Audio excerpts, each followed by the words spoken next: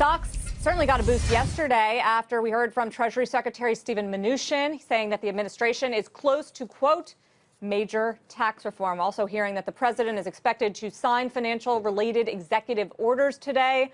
Our Eamon Javers joins us here in Washington for the early AM party with more.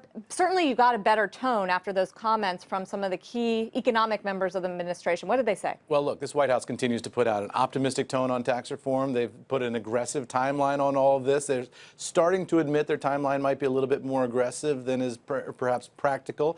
But we're expecting today the president to sign an executive order and a couple of presidential memoranda related to financial issues. Kayla, you were way ahead of this yesterday.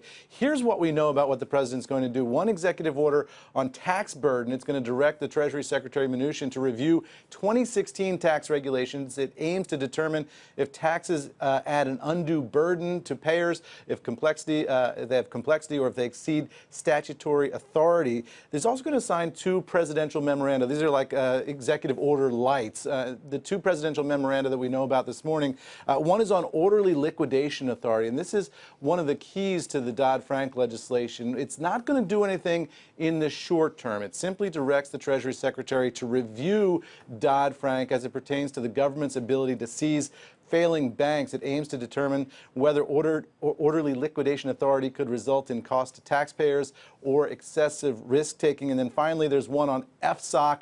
That's the regulatory body that was created under Dodd-Frank. The Financial Stability Oversight Council is a mouthful, so we just call it FSOC here in Washington. It aims to provide an assessment of FSOC's designation process. So they're going to take a look at a lot of this Dodd-Frank stuff. Nothing immediate, but they're going to review it. The idea here is maybe at some point they're going to start scaling back some of this.